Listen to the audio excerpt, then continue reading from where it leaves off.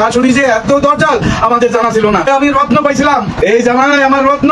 সুস্মিতা সাহা এক অল্প বয়সী তরুণী, যার জীবনের গল্প থেমে গেছে অকালে। যে বিয়ের ভিডিও দেখে হাজারো মানুষ হেসেছিল, আনন্দে চোখ ভিজিয়েছিল, আজ সেই বিয়ের গল্প শুনে কাঁদছে হাজারো মানুষ। একজন মেয়ের ভালোবাসার স্বামী আজ নেই। শাশুড়ির অসহ্য মানসিক নির্যাতন, অপমান আর বিষাক্ত আচরণ ধ্বংস করে দিয়েছে সুস্মিতার পুরোটা জীবন। শুক্রবার বিকেলে মেয়ে জামাই হারানোর শোকে কাঁদছেন শ্বশুর ভরত সাহা। তিনি বললেন, পলাশ আমার মেয়েকে খুব ভালোবাসতো, খাইয়ে দিত, সময় পেলে ঘুরতে নিয়ে যেত। সেই ভালোবাসা সহ্য হতো না ছেলের মায়ের। তিনি চোখের জল মুছতে মুছতে বললেন, আমরা তো বড়লোক পাত্র খুঁজছিলাম না। ছেলেটা এত আগ্রহ দেখিয়েছিল, এত ভালোবাসা ছিল ওর চোখে যে আমরা মেয়েকে দিয়েছিলাম। কিন্তু আমার মেয়ে, আমার সোনা মেয়েটা, সে তার স্বামীকে বাঁধতে পারল না। মেয়েটা তো কয়েকবার আদা করতেও গেছিল। এখন আমি ভয় পাচ্ছি সে নিজেকেও দেবে কিনা।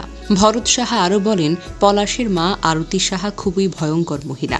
আমাদের কাছে টাকা পাননি, তাই সারাদিন অত্যাচার করত মেয়েটাকে, ঠিক মতো খেতেও দিত না। আমার তো টাকা পয়সা নেই, এটাই আমার দোষ। আমার কোনো কর্ম নেই, নিজের ওষুধ কেনার টাকাটাও নেই, মেয়েকে কোত্থেকে দেব? চৌধুরী পাড়ার গৃহবধূ সাধনা সাহা বলেন, আমার দেবরের মেয়ে সুস্মিতা, আমার দেবরের টাকা পয়সা নেই, তাই শাশুড়ি সুস্মিতাকে ঠিকমতো খেতেও দেয় না, অত্যাচার করত সব সময়। আরতি সাহা সবসময় সুস্মিতাকে তাড়িয়ে দেওয়ার জন্য মতলব করত, কিন্তু ছেলে ভালোবাসত বেশি, তাই এটি নিয়ে সংসারে বেশ অশান্তি ছিল। ভরত সাহার প্রতিবেশী ব্যবসায়িক চান্দু সরকার বলেন, সুস্মিতা ও তার পরিবারের সবাই খুব নিরীহ। ওর ভাই সৌরভ সাহা কুয়েটে লাস্ট সেমিস্টারে পড়াশোনা করছে।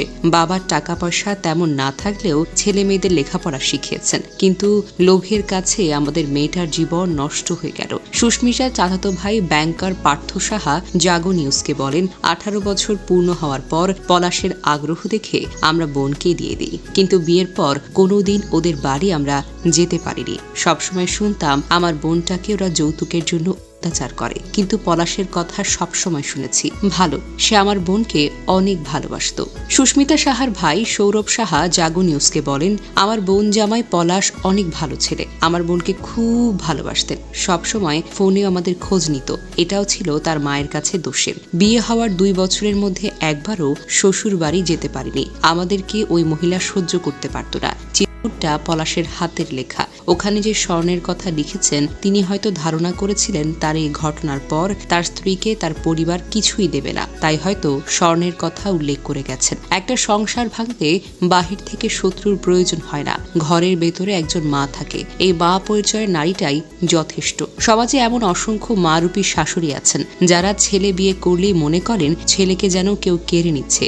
সেই হিংসা, সেই দখলবাজি, সেই ছেলের উপর একছত্র অধিকার দেখানোর অসুস্থ মানসিকতা একটা মেয়ের জীবনকে ধ্বংস করে দেয়। এই মায়েরা ভাবেন বউ ঘরের মানুষ না, যেন একজন বাহিরের শত্রু, যে এসে তাদের মমতার সিংহাসন দখল করতে চায়। ফলে সংসারে শুরু হয় নীরব যুদ্ধ। ছেলে অফিস থেকে ফিরে একটু স্ত্রীর সঙ্গে কথা বলবে, একটু সময় কাটাবে, তাও সহ্য হয় না এই শাশুড়ির। তার অতীতের দুঃখের গল্প, তার শরীরের ব্যথা, তার মন খারাপ, সব ছেলেকে জিম্মি করে রাখাটা এক একটা উপায়।